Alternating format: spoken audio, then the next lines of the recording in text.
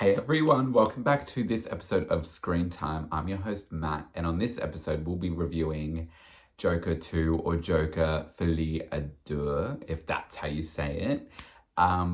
So let's get into it. So Joker 1 came out in 2019. It was a phenomenon, an unexpected phenomenon, and it gained over like $1 billion. So it was a massive success. Everyone was crazy about it, mainly because it spoke to an audience that was usually shut out, told to stay quiet, wasn't really included in general conversation. So the sequel, though, is from Todd Phillips once again, and it stars Joaquin Phoenix, but also adds Lady Gaga as Harley Quinn into the mix. So in this newer film, we follow Arthur Fleck as he begins his trial relating to those crimes he did in the first one of the host and a few other ones. I forgot what happened in the first one. When I saw it, I forgot that I had to kind of watch the first one before seeing the second one. So a lot of these testimonies that were happening, I was like, who the fuck are they? I was like, to the person I was with, I was like, do you remember them? They were like, no. I was like, oh, cool.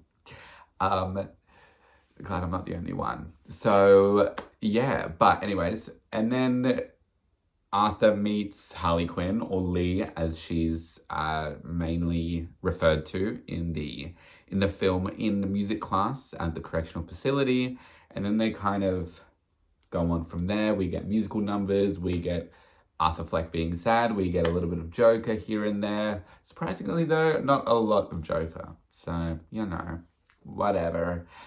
But yeah, so onto those musical moments. They were boring. They were not necessary. And they were pretty. So, I guess that's two negatives and a positive.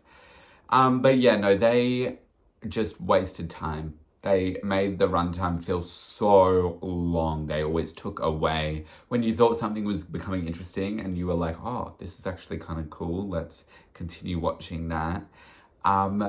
They just had a musical moment and you're like, oh my God. By the third one, I was rolling my eyes and turning in my seat. I was fucking convulsing by the thought of another musical moment. And I am the demographic. I'm the most excited for Wicked Part 1 and Part 2. I'm listening to Wicked's soundtrack. I'm watching Wicked in November leading up to the film's release. I'm still listening to the Mean Girls soundtrack on my playlist. I've got The Greatest Showman on my playlist.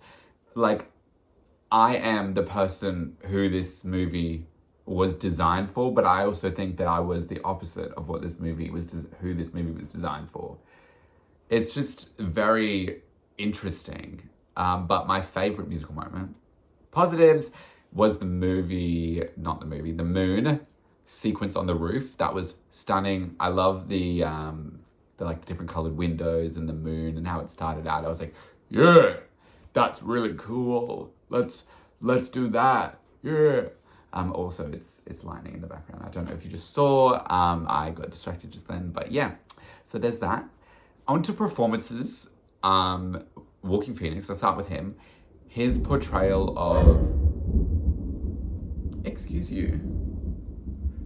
God, I'm trying to make a movie here. His portrayal of the Joker is really subtle. It's really great. His like different changes between Arthur and the Joker are subtle, but his portrayal makes them effective and prevalent throughout the film, and you can see the cogs turning even without the musical moments. But then Lady Gaga, her portrayal of Harley Quinn is probably the most basic rendition. So Margot Robbie was hot, and that was her thing.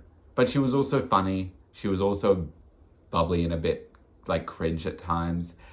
The animated TV show, she was a bit crazy. The main thing with her was she is like into Poison Ivy, but she like is nice and stuff like that. Very complex. But then this Lady Gaga, and I don't think it's Lady Gaga's fault because her acting was like really well done in the scenes that she was given. So yeah. But her portrayal was really basic. It didn't really add anything. It didn't really even need to be there, if I'm being perfectly honest with you. she starts out the film into Arthur Fleck, ends the film into Arthur Fleck. There was no character growth, and I didn't even know the motivation that she had.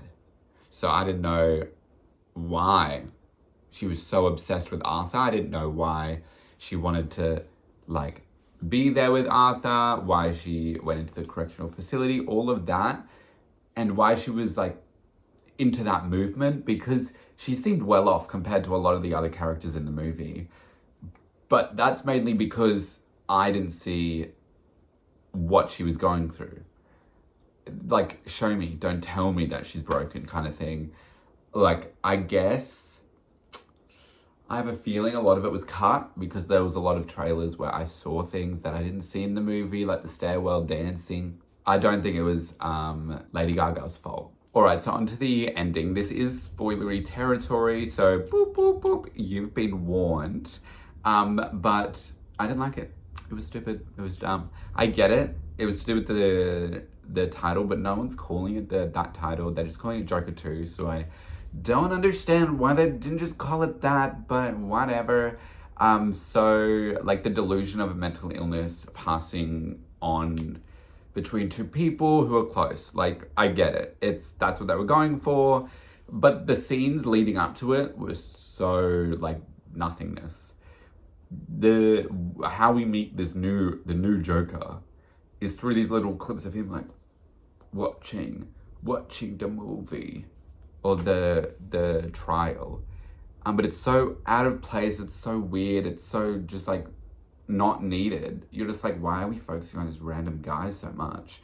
And then by the end of it, you're like, oh, he's gonna stab him. Yeah, that's what's happening right now.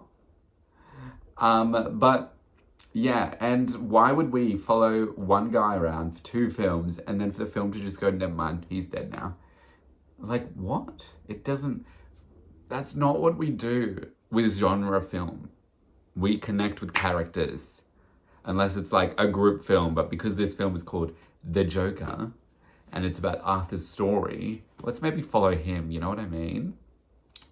But yeah, overall, I didn't like the film at all, but I would recommend for people who are into musicals and, like, movies, just to watch it, to figure out, you know, what not to do when they're making their own, if they do tend to do that. If you're going to film school, definitely watch this one, because it does bring up some red flags in subverting expectations incorrectly and just giving the people not what they want, even though that's exactly what was in the movie, in, like, dialogue. So, but yes, Lady Gaga did good. Her character sucked.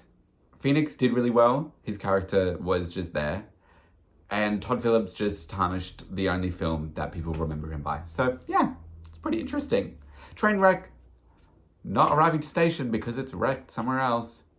But anyways, I hope you guys enjoyed. Leave a like, comment below. What do you think? Do you have a different opinion? Do you hate me? Let me know. And I'll see you next time. Bye, everyone.